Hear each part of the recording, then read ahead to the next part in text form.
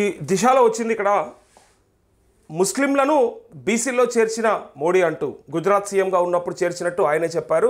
తెలంగాణలో బీజేపీ నేతలు ఎందుకు తప్పుపడుతున్నారు, ఇది అసలు ముచ్చట. మనమంతా మొన్న కులగణనకు సంబంధించినటువంటి రిపోర్టు చూసినాం కదా. సో దాంట్లో సరే బీసీల శాతం ఎంత, వాటా ఎంత తెలుద్దామనే ఉద్దేశంతో మొదలుపెట్టినటువంటి ఆ కులగణన, అందులో ఆ బీసీ ముస్లింలు అని చెప్పి మనం ఎవరమైతే ఆ పదం చూసినామో ఇక దాన్ని స్థానిక బీజేపీ నాయకులు అంటే ఇక్కడ రాష్ట్ర బీజేపీ నాయకులు అసెంబ్లీలో తప్పుపట్టిరు, బయట కూడా తప్పుపట్టిరు. దాని గురించి బాగా చర్చలు కూడా నడిచినాయి. అసలు ఈ పదం ఎక్కడి నుంచి వచ్చింది, ఎవరు తీసుకొచ్చిండు, అసలు అట్లెట్లయితుంది అని చెప్పి. అంటే ఇక్కడ ఇలా ఇగో సాక్ష్యం అన్నట్టుగా ఆనాడు తనే తీసుకొచ్చిండు అని చెప్తూ ఇక్కడ తనే చేర్చినట్టు చెప్పారు. మరి ఇక్కడ ఎందుకు ఇట్లా తప్పు పడుతున్నారని చెప్తూ లెక్క తేలితే వాటా ఇవ్వాల్సి వస్తుందనే వారి భయం. తప్పుడు మాటలు కాదు, లెక్క ఎలా తప్పో చెప్పాలి. కేసీఆర్ కుటుంబ సర్వేలో ఎందుకు పాల్గొనడం లేదు, వారి హయాంలో చేసిన సర్వేను రాజకీయ ప్రయోజనం కోసం ఉపయోగించుకుంటున్నారు.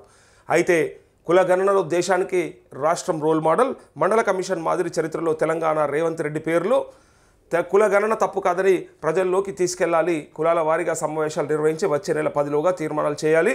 ప్రజాభవన్లో బీసీ సంఘాల భేటీలో సీఎం రేవంత్ రెడ్డి అంటూ నిన్న బీసీ సంఘాల భేటీలో ఆయన మాట్లాడుతూ ఈ మన చేసినటువంటి కులగణన ఏదైతే ఉందో అది దేశానికే మన రాష్ట్రం రోల్ మోడల్ అని చెప్తూ మండల్ కమిషన్ మాదిరిగా బీపీ మండల్ కమిషన్ మాదిరిగా మన చరిత్రలో రేవంత్ రెడ్డి పేరు అట్లే తెలంగాణ పేరు నిలబడిపోతుందట. అది ఆయన చెప్పుకున్నట్టుగా లేదా ఇంకో నాయకుడు అన్నట్టుగా ఇక్కడ వచ్చింది. ఫైనల్గా ఆయన చేసినటువంటి కులగణన వల్ల లేని పంచాదులు మొదలై మీరు ఇస్తా అన్నటువంటి రిజర్వేషన్ ఇవ్వకపోగా కులగణనే ఆధారం అని చెప్పి ఇక ఇప్పటి వరకు ఎవరు చేయలేదు. కులాల వారిగా మేము చేసి చూపిస్తామని చెప్పి తీసుకొస్తే సరే గతంలో ఇంకొకటి 2 రాష్ట్రాల్లో అయింది, అది మొత్తానికి కాలేదనేది లేదు.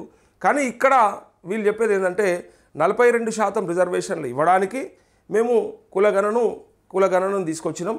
సో దాని ద్వారా ఎవరి వాటా ఎంతనో ఎవరికి ఎంత దక్కాలనో అంత దక్కేలాగా ప్రయత్నం చేస్తామని చెప్పి ఇక ఇది కులాల మధ్య అట్లే కొన్ని వర్గాల మధ్య లేనిపోని కొట్లాటలు పెట్టే ప్రయత్నం లెక్కనే మనం అందరం కూడా నిన్న మొన్న అందరం మాట్లాడుకున్నాం. ఏం జరిగింది, 16 లక్షల మంది బీసీలను ఎందుకు కనిపించకుండా చేసిర్రు, మరి వాళ్ళ పేరు ఎక్కడ పోయింది, ఓసీల శాతం ఎట్లా పెరిగింది, బీసీల శాతం ఎట్లా తగ్గింది, మరి రేషియో ప్రకారంగా ఎవ్రీ ఇయర్ బై ఇయర్ పెరగాల్సింది తగ్గుతుందా అని చెప్పి అవన్నీ కూడా మనం చర్చలు చేసుకున్నాం.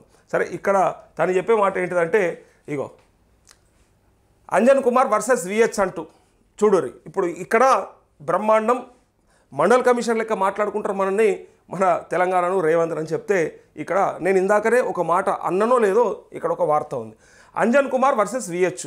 అంజన్ కుమారు యాదవ్ అట్లా వి హనుమంతరావు ఇద్దరు ఏం మాట్లాడుకోరు చూడరు ఒకసారి. మా కులాన్ని తక్కువ చేసి చూస్తావా అని అంజన్ అన్నాడట. నీ కుటుంబానికి మంచి పోస్టులు తెచ్చుకున్నావు కానీ విహెచ్ అన్నాడట. ఇక్కడ స్టార్ట్ అయిపోయింది ఇక. అంటే ఒకసారి కులగణన అనేది మొదలు పెడితే ఎవరికైనా గదే వస్తుంది. మా వాటా ఎంత రావాలనో అంత రావాలని అన్నప్పుడు గవే పంచాయతీలు వస్తాయి.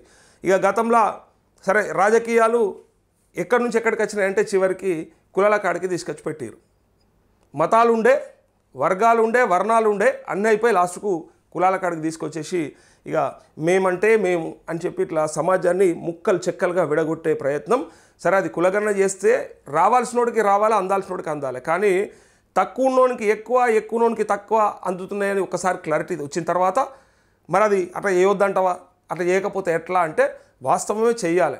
కానీ దీని ద్వారా లేని వైషమ్యాలను రెచ్చగొట్టే ప్రయత్నం జరుగుతుందని చెప్పి మనం ఎట్లయితే ఊహించినామో భావించినామో అటుపక్కగానే పోతూ ఉంది. ఎందుకంటే ఇలా ఎస్సీ వర్గీకరణ విషయంలో కూడా మా జనాభాకు తగ్గట్టుగా మాకు ఫలాలు దక్కలేదు, మా ఫలాలన్నీ కూడా మాలలు దోసుకపోతూ ఉన్నారని చెప్పి డైరెక్ట్గా మాదిగలు అట్లెట్లయితుంది, మాకు రాజ్యాంగబద్ధంగా రావాల్సినవి వచ్చినాయి తప్ప మేము వాళ్ళే ఎందుకు దోసుకపోతామని చెప్పి వాళ్ళు అటు ఇటు ఇలా వాళ్ళ మధ్యలో మాటల్ని బట్టి చూస్తే ఆ వైషమ్యాలు చూస్తే చాలా కొంతమంది నాయకులు లేలే కలిసిపోతారు, మళ్ళీ తర్వాత ఉమ్మడి హక్కుల కోసం మళ్ళీ కలిసే పోరాటం చేస్తాం, తెలంగాణ ఆంధ్ర లెక్క విడిపోలేదా అని చెప్పి ఆ సందర్భంలో మాత్రమే వస్తాయని చెప్పి వాళ్ళన్న మాటలన్నీ కూడా చూసినాం. కాకపోతే ఇట్లాంటివి జరిగే అవకాశం ఉంటుంది. అయితే అంజన్ కుమార్ అయితే మా కులాన్ని తక్కువ చేసి చూస్తావా అని అన్నాడట. నీ కుటుంబానికి మంచి పోస్టులు తెచ్చుకున్నావు అని వి హనుమంతరావు అన్నాడట. అయితే ఇక బీసీ కులగణన పైన కాంగ్రెస్ విస్తృత ప్రచారం కూడా చేస్తుందట. త్వరలో కుల సంఘాలతో హైదరాబాద్లో సదస్సులు, ప్రతిపక్షాల విమర్శలకు కౌంటర్ ఇప్పించేలా ప్రయత్నం అంటూ ఇక ప్రతిపక్షాలు అంటున్న ప్రతి మాటని వీళ్ళు తీసుకొచ్చేసి ఆయా కుల సంఘాలతోని చెప్పించేస్తే అయిపోతుందని వాళ్ళు చేస్తున్నట్టుగా ప్రయత్నం చేస్తూ ఇలా యాదగిరిగుట్టకు రేవంత్ రెడ్డి పోతా ఉండట సీఎం.